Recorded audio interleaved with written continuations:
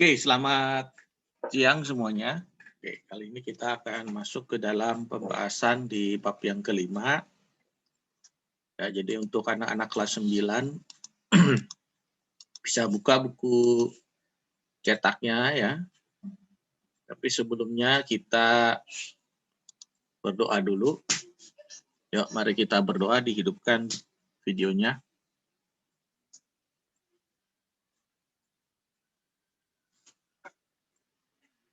Yuk, videonya dinyalakan.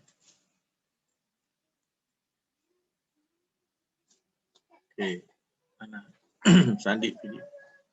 Yuk, kita bersatu di dalam doa. Segala pujian dan syukur kami terima kasih kepadamu Tuhan. Kalau sekarang pagi hari ini anak-anak kelas 9 akan mengikuti pelajaran agama, Tuhan pimpin dari awal tengah hingga sampai tamatnya. Tuhan juga berkati kedua orang tua kami yang bekerja, yang berusaha, yang menyenangkan hati Tuhan. Tuhan akan memberkati. Berikan terus kesehatan, kekuatan dalam hidup kami, dan hikmat marifat menjadi bagian dalam hidup kami. Dalam nama Tuhan Yesus Kristus. Amin. Oke. Si Sandi nggak ada videonya dia ya. Oke, kita akan lihat ya di buku cetaknya, bisa diperhatikan buku cetaknya halaman 49.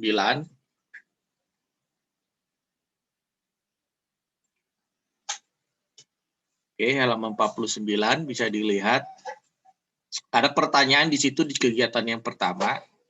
Ya, adakah di antara teman-teman di kelas ini yang bukan negara Indonesia? Ada nggak dari Belanda, dari yang bukan warga negara?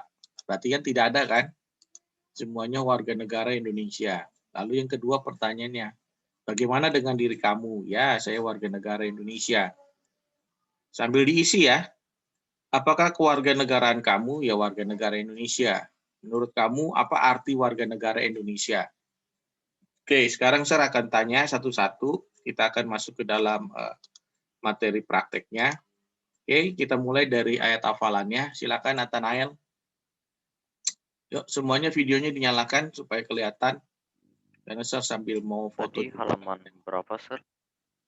Hah? Tadi halaman berapa? Halamannya 49. 49.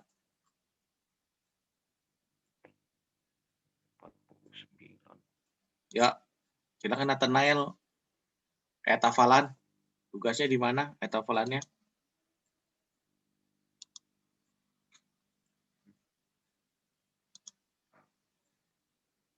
Satu Petrus 2 ayat 9.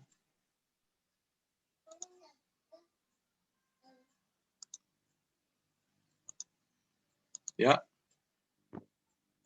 1 Petrus 2 ayat 9. Hafal? Tidak.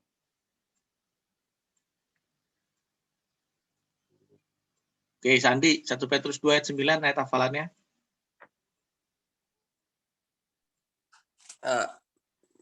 Dibacain, Pak. Iya, kamu baca. Kalau kamu hafal, Kalau kamu ini hafal. Coba ya. 1 Petrus pasal 2 ayat karena kamulah sebelum nanti Kak, pertama tadi. Bentar, saya cek dulu, Pak.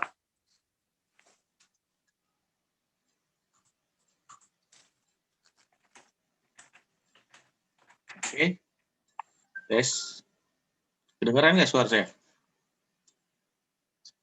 Kedengeran, Pak. Bentar, dulu. Ya. Emil, Oke, Pak. ayat hafalannya. Saya nih, Pak. Tadi. Tes.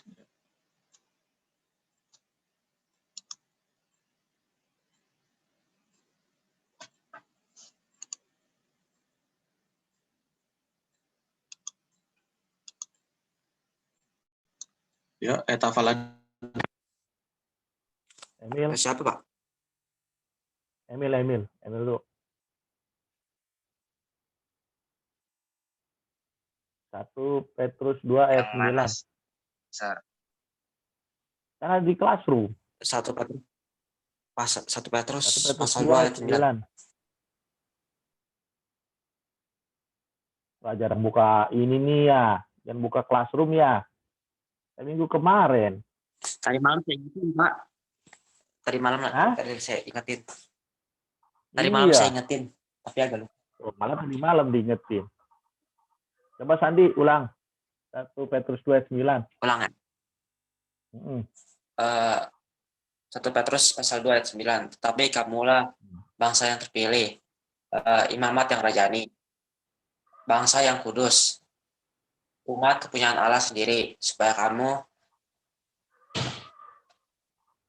membedakan perbuatan-perbuatan yang besar dari Dia yang telah memanggil kamu keluar dari kegelapan kepada terangnya cahaya.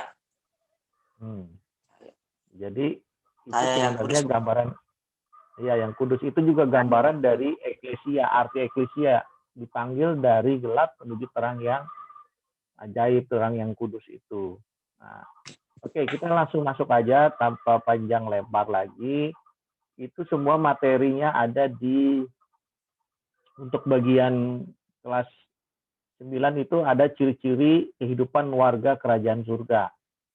Ya, jadi ada beberapa poin di situ bagaimana ciri-ciri kehidupan seorang warga kerajaan surga itu, apa yang seharusnya menjadi cara hidup gereja, udah tulis di materinya, di materi di classroom-nya. Kalian bisa catat di catatan buku tulisnya, dan ayat-ayat referensinya juga udah tulis juga di materi di classroom.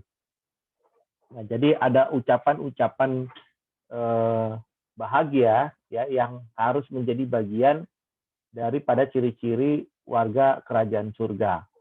Ya, jadi nah nanti juga ada beberapa contoh di dalam kehidupan kita sehari-hari sampai hari ini ya, bagaimana kebahagiaan itu harus ada dalam kehidupan kita sebagai orang percaya ya. Karena gambaran kalau dilihat tokoh-tokoh dunia atau orang-orang yang ada di luar sana ya, kebahagiaan itu walaupun dia kaya menurut kita dia punya banyak materi, tapi kebahagiaan yang mereka punya itu belum tentu kebahagiaan yang sesungguhnya ya. Nanti kita akan lihat. Nah, di poin-poin tentang ciri-ciri ini kalian bisa pelajari ya, bagaimana ciri-ciri ini sangat melekat ya, kuat dalam kehidupan kita sebagai warga negara kerajaan Allah ya, atau warga negara kerajaan surga. Kemarin kita sudah mendefinisikan perbedaan kerajaan Allah dengan kerajaan surga. Jadi kalian harap dipelajari supaya kalian nanti lebih mengerti dari materi-materi yang udah saya tuliskan. Ya, di sini banyak contoh-contoh artis ya, menurut kita kayaknya hidupnya enak ya, jadi artis, dikerumunin orang segala macam. Tapi begitu kita lihat dalam kehidupannya banyak sekali kebahagiaan yang semu ya, kebahagiaan yang tidak semestinya yang mereka dapatkan. Nah, seperti itu. Kita hanya melihat dari kacamata kita kayaknya senang, enak gitu ya. Tapi secara pribadi ya, untuk orang itu sendiri banyak sekali mereka mengeluhkan bahwa kebahagiaan mereka, privasi mereka, ruang lingkup mereka itu sangat terbatas ya. Jadi kebahagiaan yang mereka dapatkan ya ada batasan-batasan ya, sehingga kebahagiaan yang ditawarkan oleh dunia secara keseluruhan adalah kebahagiaan yang sifatnya semu ya. Seperti siapa yang nggak kenal Michael Jackson, terus siapa lagi ini Houston yang dari Amerika itu, yang orang-orang kaya semua ya, artis-artis terkenal. Jadi artis Indonesia juga banyak sekali gitu ya. Nah, makanya dalam hidup kita jangan kita melihat hanya dari satu sisi, kebahagiaan mereka kayaknya enak, punya uang banyak, bisa beli ini itu dan segala macamnya, tapi kebahagiaan yang sesungguhnya sudah di Tuhan tulis di dalam Matius 5 ayat 3 sampai 12 tentang kebahagiaan yang sesungguhnya. Ya, ada kebahagiaan yang sesungguhnya. Nah, di situ kalian nanti bisa pelajari materi di classroom-nya. Dan untuk tugas yang ada di classroom-nya, ya, untuk tugas-tugasnya saya udah kasih tahu, di situ ada kegiatan 2 dan kegiatan 3 yang harus kalian kerjakan di buku cetaknya. Ya, kalian jadi bisa langsung tulis di buku cetaknya Ya, pertanyaan dari kegiatan 2. Udah dibuka halaman 51? Ya, dibaca coba 51 Sandi. Kegiatan 2. Oke, Sir. 51 kegiatan 2. Di buku ini kan, Dulu cetak. kok di buku cetak saya halaman ini bentar, halaman 51 nyanyian penutup sih, Pak. Oh, lain ya. Coba bab 5. Lain kok bukunya lain ya? Di kegiatan 2 coba. Halaman 51. Yang bacanya bagaimana pemahaman kamu tentang kerajaan surga, bener nggak? Iya, itu halaman berapa? 50 berapa bentar? 55. Oh, kamu 55, saya 51. Lain buku kita ya. Oke, nggak apa-apa. Coba baca. Baca. Halaman 55. Sama nggak yang lain halamannya 55? Sama, Sir. 55 ya, kamu juga ya? Kalau Emil halaman berapa? Iya. Oh, Emil juga sama, 55. Berarti buku saya model yang lama nih, tahun kemarin kan, ini punya buku tahun kemarin. Oke, nggak apa-apa, yuk. Sandi, baca. Kegiatan 2. 1. Bagaimana pemahaman kamu tentang kerajaan surga? Sebelum pelajaran ini, apakah sama dengan apa yang dibahas di sini? Kalau berbeda, coba jelaskan bagaimana. Ya, menurut kamu apa tuh? Pemahaman kamu tentang kerajaan surga? Apa? Pemahaman. Nggak tahu. Kan udah ada tuh di materinya yang kemarin.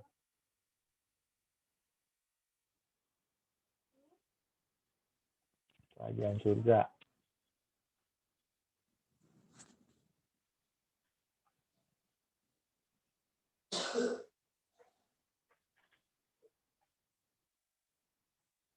Jadi kebingung, Sir.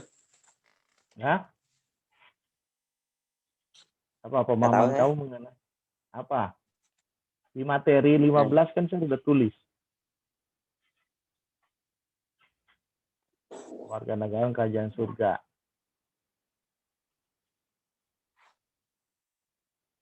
Nah, nanti kamu kerjain itu ya, kegiatan 2 dan kegiatan 3. Berarti kamu nggak pernah baca lagi nih ulang-ulang di materinya. Kalau kamu baca pasti kamu tahu. Ya, jadi dikumpulinnya di classroom-nya. Jadi soal kerajaan surga itu ya yang sering pula kita sebut karena kita nemu baca di Alkitab itu kerajaan Allah. Yaitu intinya kerajaan apa maksudnya warga negara ya kerajaan surga itu intinya itu pemberitaan Tuhan Yesus dalam pelayanannya di muka bumi. Jadi seperti halnya kita kayak bangsa Indonesia mempelajari sejarah-sejarah kemerdekaan, mempelajari sejarah-sejarah pahlawan-pahlawan yang telah berjuang. Nah, ini juga ada di dalam kita sebagai kerajaan surga atau kerajaan Allah. Ya intinya ada pemberitaan-pemberitaan mengenai Tuhan Yesus dalam pelayanannya di muka bumi. Nah, jadi seperti itu. Jadi kita tahu ya untuk menjadi suatu kerajaan Allah, kita harus tahu siapa yang menjadi pemimpin kita. Ya, sama seperti kita tahu siapa presiden kita tahu siapa menteri-menteri kita tahu siapa tokoh-tokoh negara Republik Indonesia yang berjuang segala macamnya. Nah, itu jadi kita tahu. Ya, jadi kalau kerajaan Allah ya lebih banyak menceritakan intinya tentang kealahan daripada Yesus Kristus itu sendiri. Nah, jadi pemahamannya kita sampai di situ. Kita tahu bahwa setiap kita menjadi kewarganegaraan dimanapun suatu bangsa, kita harus tahu sejarahnya apa bangsa itu. Itu sejarahnya, terus tokoh-tokohnya. Nah, itu yang kalau bilang di seperti ini misalnya, Sandi, kamu warga negaranya apa? Indonesia. Kamu tahu nggak Indonesia merdeka tahun berapa? Tahun berapa Indonesia merdeka, Sandi? Saya, Pak. 17 Agustus bukan? Tahun. Kan pertanyaannya Indonesia tahunnya. merdeka tahun berapa? 1945, benar nggak? Nah, iya. Iyalah, masa kamu ragu? 1945. Terus, Sir, kok saya ada baca di sejarah ada yang tulisnya 1905. Nah, 1905 itu pakai tahun Jepang. Tahun Jepang itu 1905. Itu sama aja. 05 dengan 45 karena yang satu pakai tahun Jepang, 45, yang satu pakai tahun kalender Masehi, bangsa Indonesia. Jadi kalau ketemu sejarah lembaran kuno tulisannya 05 05, berarti itu sama kayak 45 karena itu pakai kalender Jepang. Jadi kalian mesti tahu ya, kalau ketemu yang kayak begitu mana yang paling benar misalnya pertanyaannya, jadi kalian tahu. Makanya kita harus banyak belajar sejarah seperti itu. Oke, itu aja di classroom-nya, materinya saya akan masukkan. Yang penting tugasnya kalian udah paham, udah mengerti di kegiatan keduanya, dan di kegiatan ketiganya itu berarti halaman berapa punya kamu? Kalau di share halamannya 55 justru. Berarti kamu mungkin halamannya 59, 58-an di kegiatan 3. Yang ada sebuah pepatah Tiongkok, halaman berapa? Kegiatan 3-nya. Halaman 58. 58. Nah, berarti kita nggak sama ini bukunya. Halaman 58 kegiatan 3 ada sebuah pepatah Tiongkok kan yang menarik tentang apa yang dapat dibeli dengan uang. Nah, itu kalian pelajari tentang sejarah si Cina juga, apa yang dapat dibeli dengan uang. Dengan uang kita dapat membeli rumah, tetapi bukan kehangatan keluarga. Nah, ini pepatah ya. Dengan uang kita dapat membeli jam, tetapi bukan waktu. Dengan uang kita dapat membeli tempat tidur, tetapi bukan tidur itu sendiri. Dengan uang kita dapat membeli buku, tetapi bukan pengetahuan. Dengan uang kita dapat membeli dokter, tetapi bukan kesehatan. Dengan uang kita dapat membeli kedudukan, tetapi bukan rasa hormat. Dengan uang kita dapat membeli teman, tetapi bukan persahabatan. Dengan uang kita dapat membeli darah, tetapi bukan kehidupan. Bagaimana pendapatmu tentang pepatah ini? Nah, itu kita ceritakan. Nah, di sini kan kalau diskusi ya kalian nanti bisa mendiskusikan dengan temanmu. Dan cari juga iklan-iklan di koran ya yang menunjukkan makna hidup yang dangkal. Banyak banget tuh iklan-iklan sekarang, kayak kemarin viral di sinetron yang di Indosiar yang main TikTok, yang orang ibunya itu koma, terus kata anaknya kita main TikTok dulu supaya mamanya bangun. Akhirnya bangun, kan lucu gitu ya.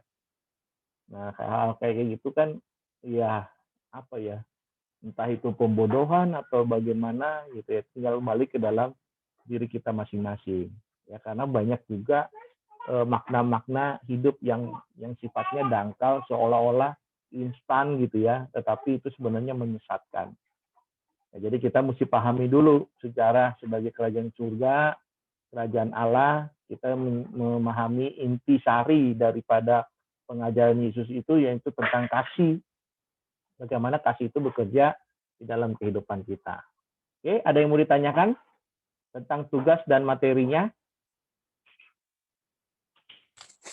Tugasnya sudah ada.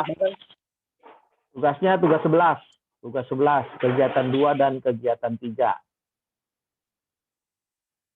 Itu doang. Ya, itu doang. Dan materinya saya juga udah taruh materinya. Lihat nanti di classroom-nya. Tinggal saya mau masukin video yang ini ya, yang kita rekam ini. Nanti tinggal dilihat. Oke, ada lagi yang mau ditanyakan? Cukup jelas, cukup mengerti. Ada yang mau ditanya? Saya ingatkan lagi ya, di semester genap ini tolong gitu ya, ayat hafalannya dihafal, karena ini praktek, ayat hafalannya dipakai untuk sebulan. Jadi saya selalu tanya untuk nilai praktek kalian, dan juga tulisan-tulisan di materi itu ringkasannya kalian mesti catat juga di buku tulis ya, mulai sekarang. Jadi kegiatan keterampilannya diambil dari catatan yang kalian tulis yang ada di materi ya, jadi yang ada di materi itu harus kalian salin di buku tulis. Oke, ada lagi yang mau ditanya? Nggak ada.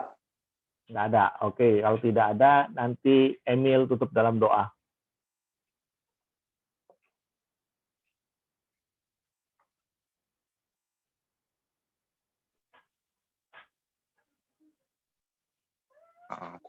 Mari teman, kita berdoa. Tuhan, makasih Tuhan, pelajaran yang telah selesai Tuhan. Bentar lagi kita akan mengerjakan Tuhan, dan membimbing kami Tuhan, agar kita bisa mengerti pelajaran itu Tuhan. Demi Yesus, ya, amin. Oke, ya, sekali lagi ingatkan apa yang ada di classroom, di materi kalian salin di buku tulis, karena suatu saat kita akan masuk ke sekolah, dan saya akan periksa catatannya selama online apa kalian mencatat. Yang kedua, tolong tugas-tugas yang ada di classroom dikerjakan, karena tidak ada lagi nilai perbaikan di semester genap ini. Kalau semester ganjil masih bisa diperbaiki di semester genap, tapi kalau di semester genap tidak bisa ada lagi perbaikan. Oke, seperti itu aja. Tuhan Yesus memberkati kalian dan selamat mengerjakan tugas yang ada di classroom. Tuhan Yesus memberkati. Bye-bye.